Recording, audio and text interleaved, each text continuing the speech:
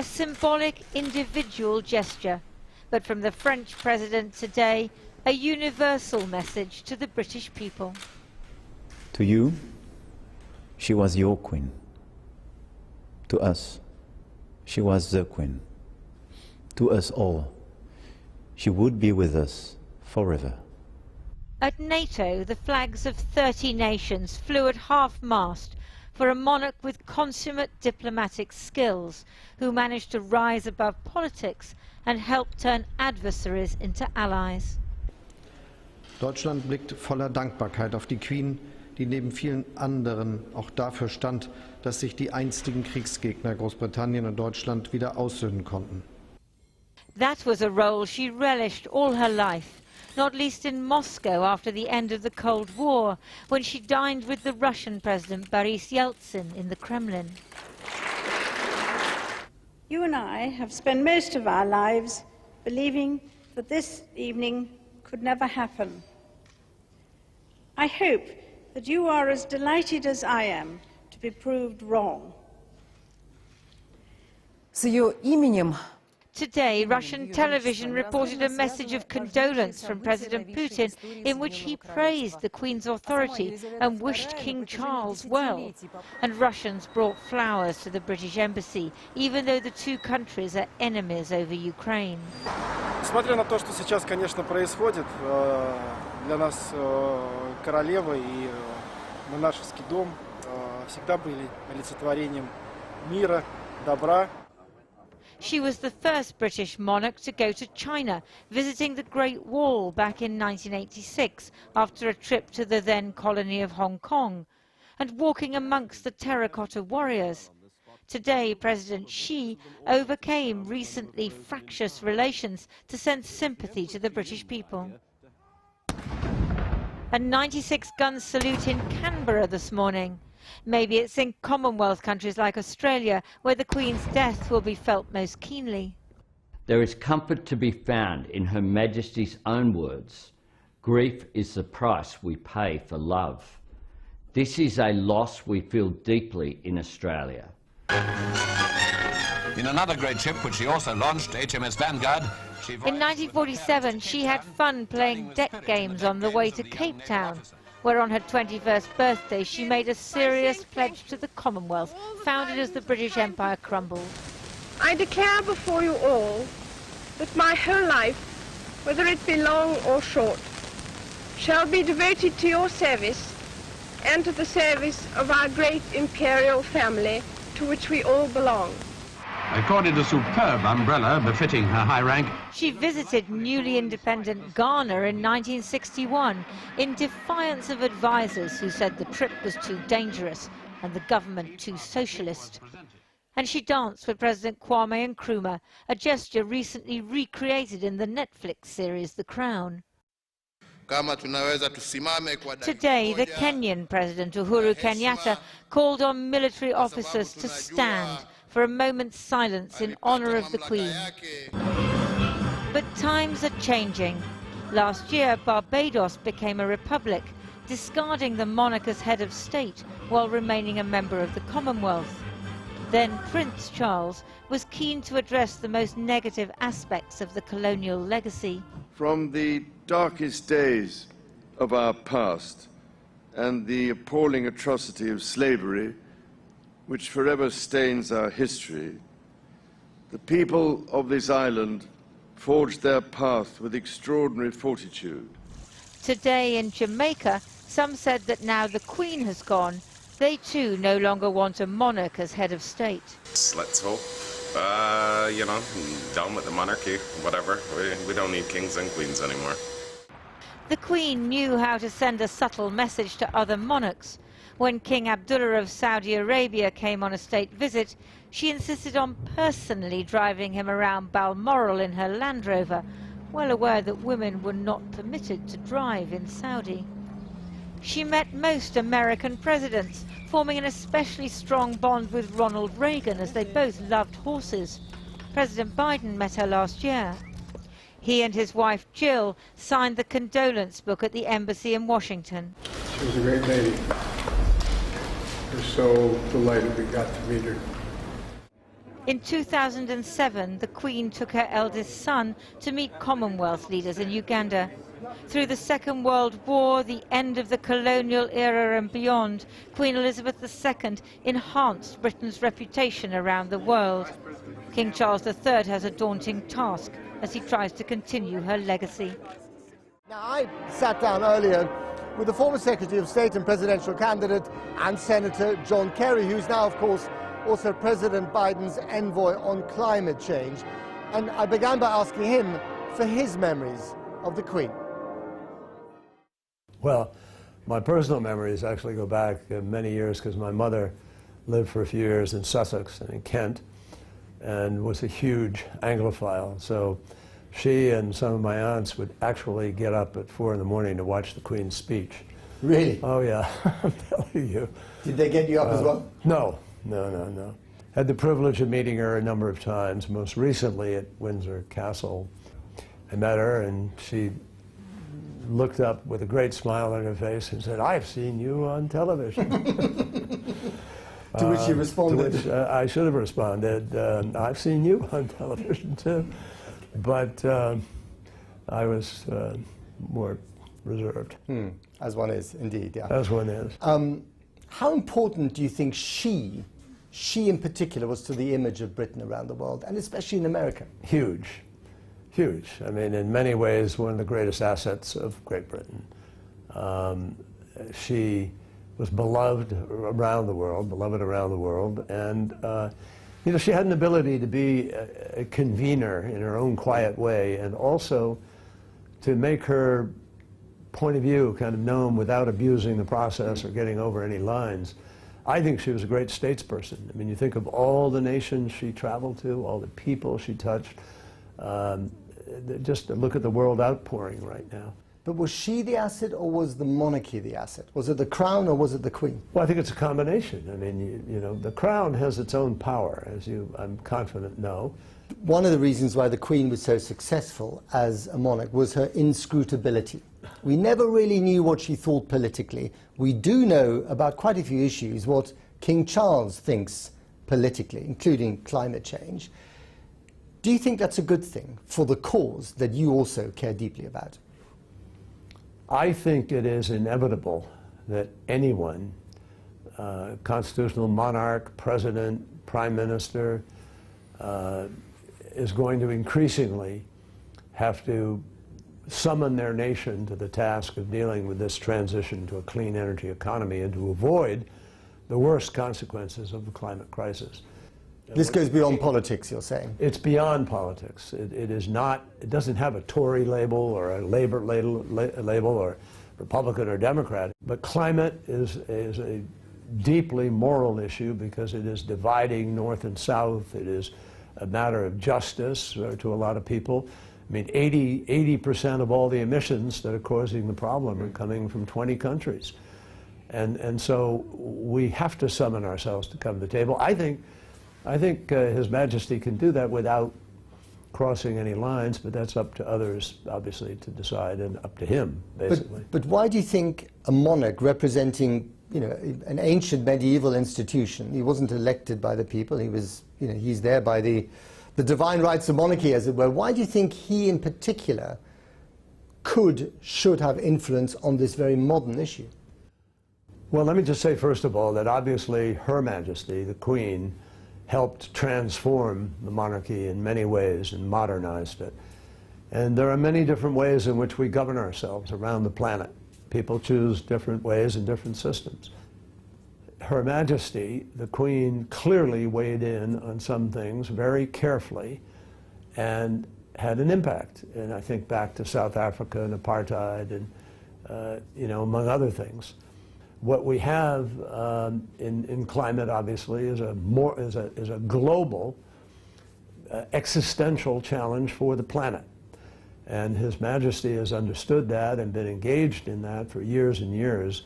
I personally hope he is able to continue to be a voice on that, but that's up to him and obviously the palace in the future. There are times when this nation has been addressed by their monarch to address a particular feeling or a particular moment.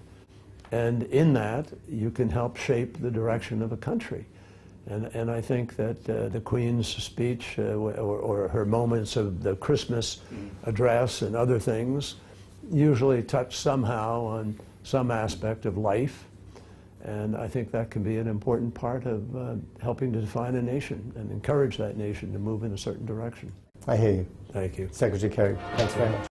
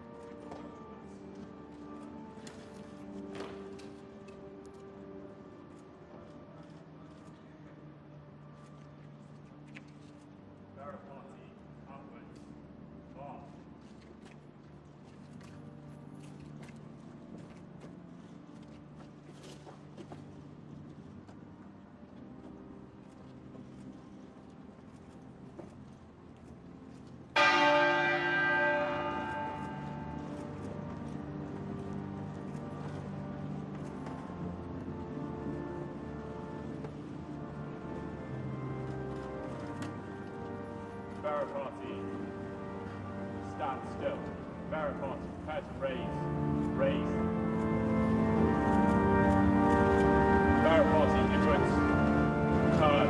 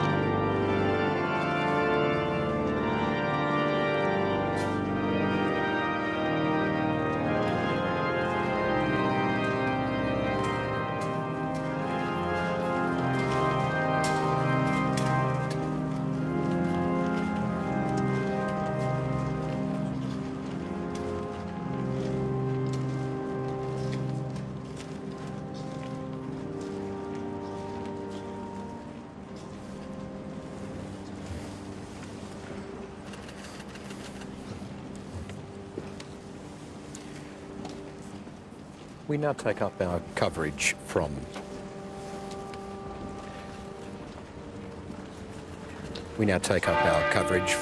ITV and the legendary British broadcaster James Mates.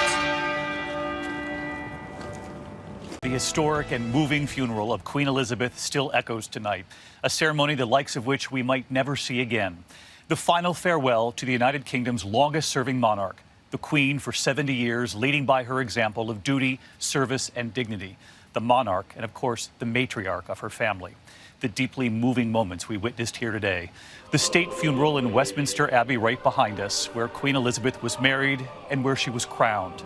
2,000 mourners inside the Abbey here. Presidents, prime ministers, monarchs, and of course her family. The Queen's successor, King Charles III, the message he left on his mother's casket.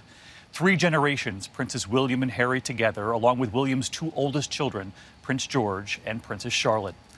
And then, of course, the final journey from here in London to Windsor. Crowds on both sides of the route, silence, and then moments of spontaneous applause. They could not hold back their love for their Queen. Thousands of police and military personnel along the way. At Windsor Castle, the solemn ritual at St. George's Chapel, the committal service for the Queen. The symbol of her reign ending, the crown removed from the top of the coffin, the wand of office snapped in two. The Queen's coffin lowered into the royal vault, joining her parents, her sister Princess Margaret, and of course her beloved husband, Prince Philip, who died just last year. It was their promise, whoever died first would wait for the other. Tonight, you will hear the Queen's piper, who played for her nearly every morning, play for the Queen one final time, and the mourners then singing, God Save the King. Tonight, the final farewell, the final journey for Queen Elizabeth. Tens of thousands lining the streets from London to Windsor to witness this moment in history and to pay tribute to a Queen who promised at 21 to devote her life to service. The pallbearers from the British Army, 8 soldiers from the 1st Battalion Grenadier Guards carrying out the coffin, placing it on the state gun carriage. The procession as the Queen's coffin is carried to Westminster Abbey for the state funeral, the first since Sir Winston Churchill. The carriage followed by King Charles III and members of Britain's royal family, including the Queen's daughter, Princess Anne, by her mother's side for this entire journey.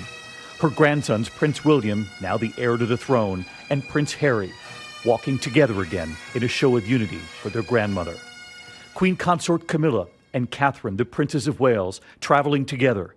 William and Catherine deciding to bring their 2 oldest children, George and Charlotte, looking out through the windows as London paid tribute to their great-grandmother.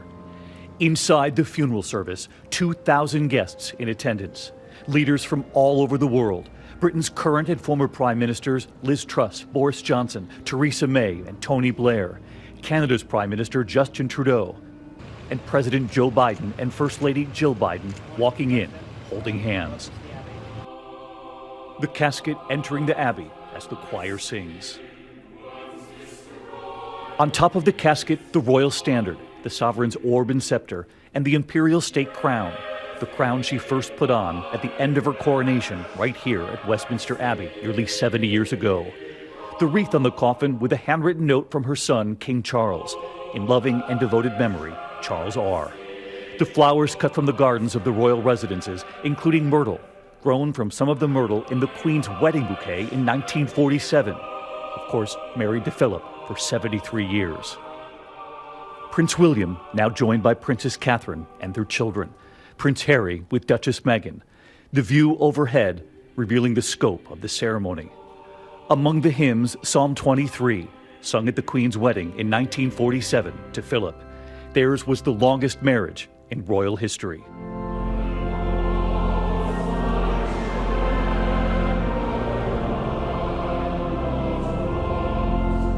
The Archbishop of Canterbury.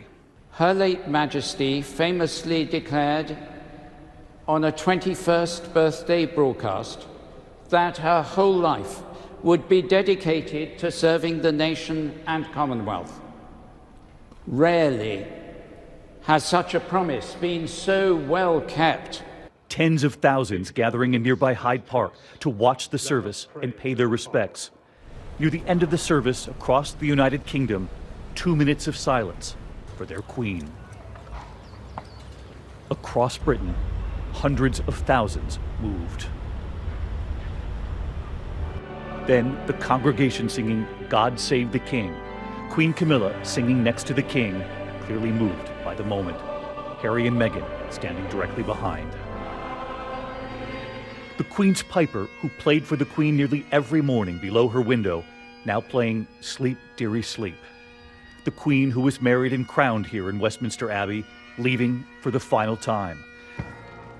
The procession through the streets of London, Royal Navy sailors pulling her coffin, a nod to the Queen's volunteer service during World War II, and of course her role as Commander-in-Chief.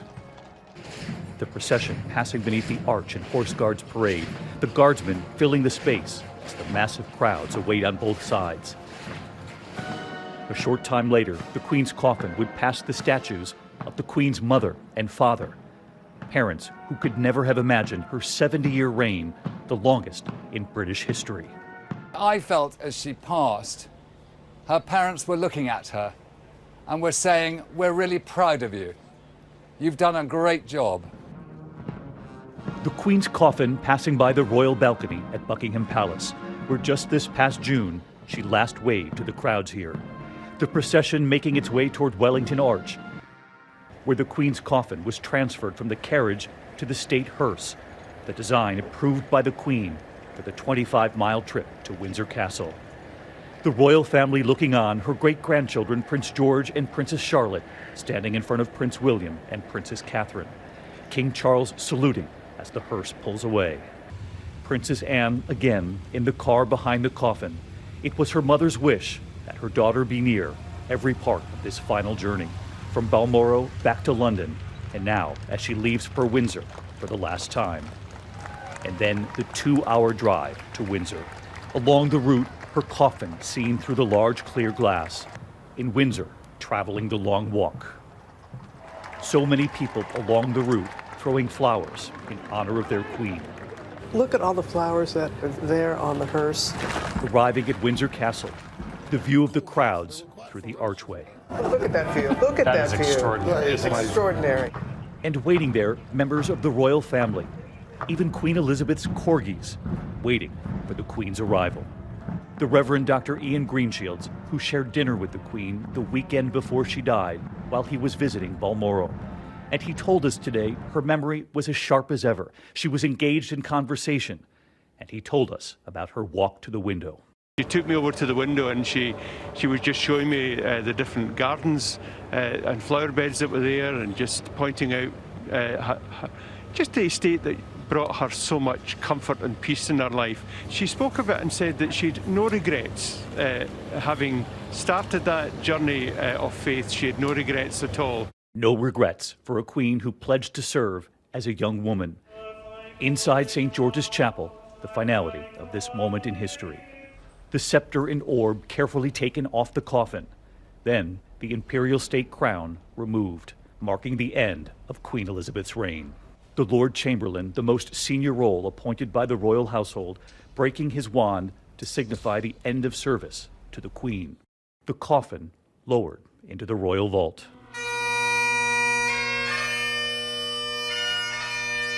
The Queen's piper playing his final song for the Queen, the music hanging in the air, fading into the distance as he walked away. Then, inside the chapel, God Save the King.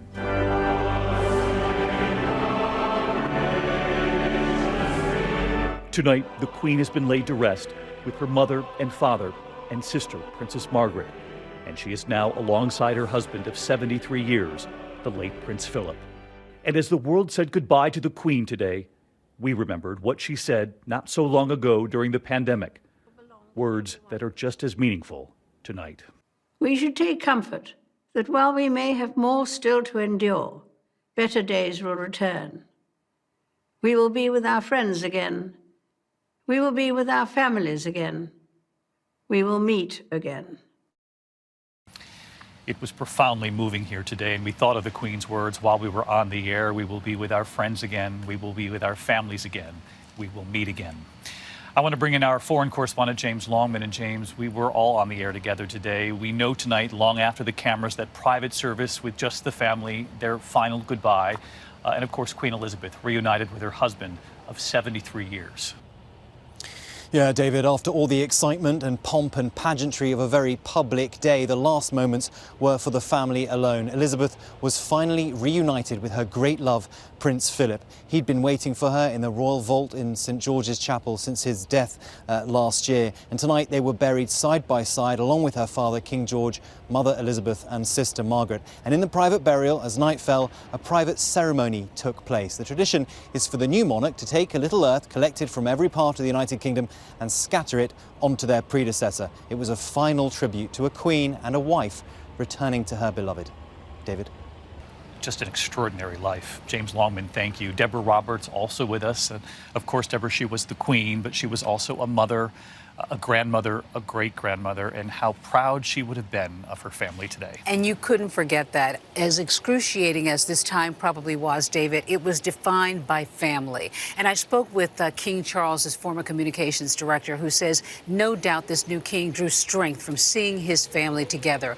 William and Harry putting aside their differences, accompanying their grandmother's coffin at that vigil with their cousins, a first really with these grandkids. But that image today that most of us will never forget, George, 9-year-old George, who is heir to the throne, and his 7-year-old sister is Charlotte in that little black hat, also there at the funeral and reminding us of the future of this monarchy, and of course that this is at the end of the day about family. Deborah Roberts, it's been wonderful to have you here as well. Thank you, Deb. Our thanks to Deborah, to James Longman, and our entire team today. Our thanks to everyone for their thoughtful, careful coverage. Hi, everyone. George Stephanopoulos here. Thanks for checking out the ABC News YouTube channel. If you'd like to get more videos, show highlights, and watch live event coverage, click on the right over here to subscribe to our channel. And don't forget to download the ABC News app for breaking news alerts. Thanks for watching.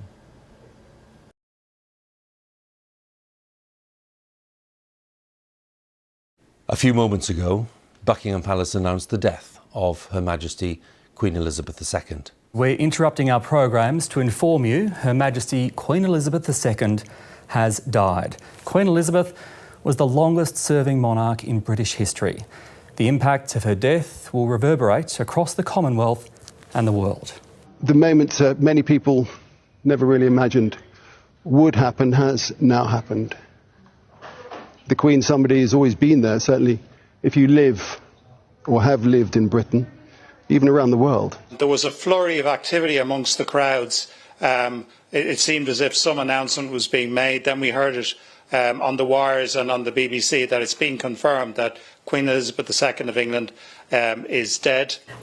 We first heard not that long ago that doctors said she was in Balmoral, that she was comfortable, that she was resting, but we now know that she has indeed died.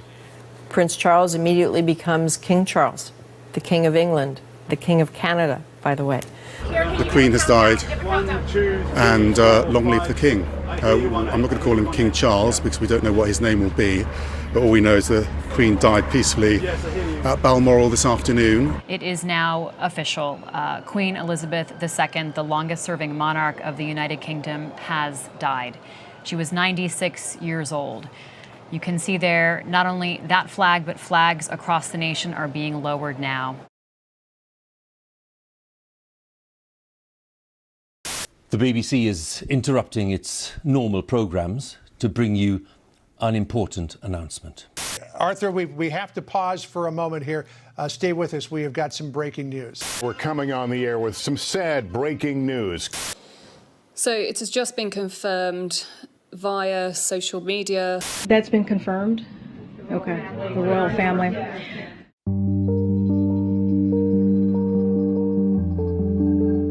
Buckingham Palace has announced the death of Her Majesty Queen Elizabeth II. In a statement, the palace said the Queen died peacefully at Balmoral this afternoon. The death of Her Majesty the Queen is a huge shock to the nation and to the world. We usher in a new era in the magnificent history of our great country, exactly as Her Majesty would have wished, by saying the words, God save the King. Une minute de silence à la mémoire de Sa Majesté, la Reine Elisabeth II. Australian hearts go out to the people of the United Kingdom who mourn today, knowing they will feel they have lost part of what makes their nation whole.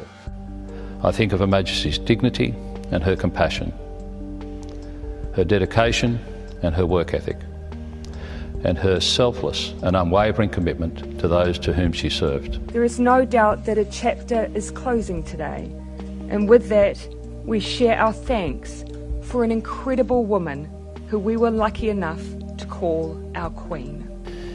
Canada is in mourning. She was one of my favorite people in the world, and I will miss her so.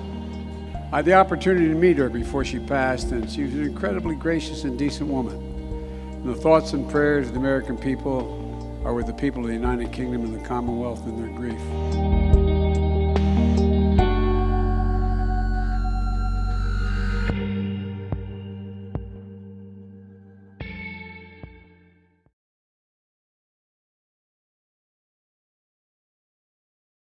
O God, the crown of the faithful, bless, we beseech thee, this crown, and so sanctify thy servant Elizabeth, upon whose head this day thou dost place it.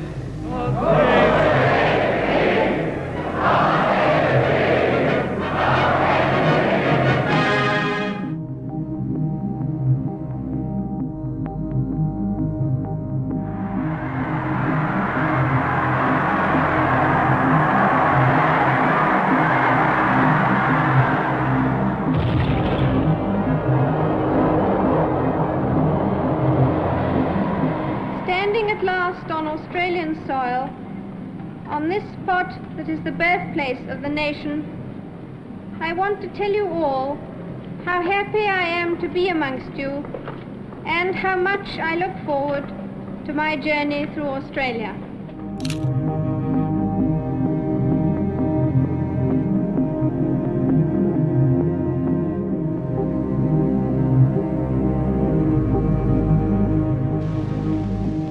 It's inevitable that I should seem a rather remote figure to many of you, a successor to the kings and queens of history, someone whose face may be familiar in newspapers and films, but who never really touches your personal lives.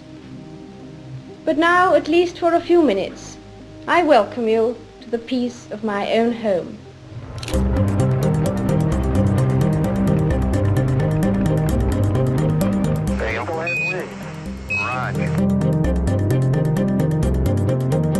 I, Charles, Prince of Wales, do become your liege man of life and limb, and of earthly worship, and faith and truth I will bear unto thee, to live and die against all manner of folks.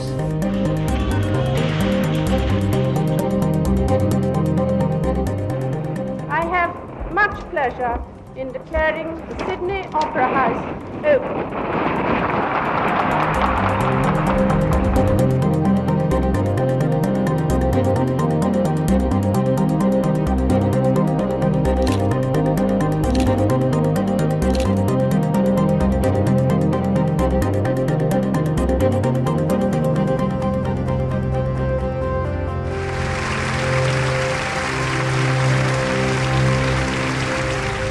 I know that the servicemen and women of Britain and of all the members of the coalition were proud to act in a just cause alongside their American comrades.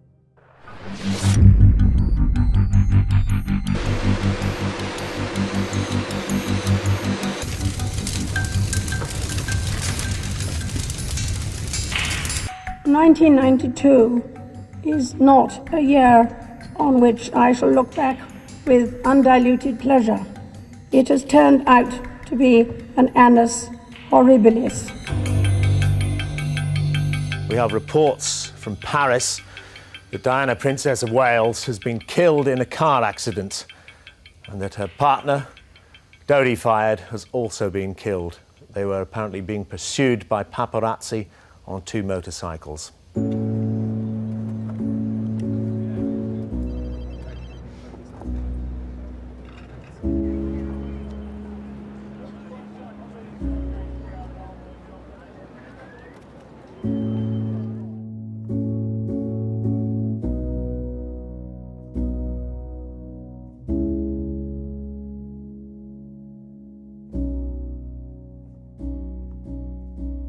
What I say to you now, as your Queen and as a grandmother, I say from my heart.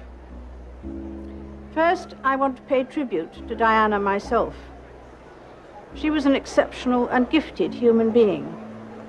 In good times and bad, she never lost her capacity to smile and laugh, nor to inspire others with her warmth and kindness.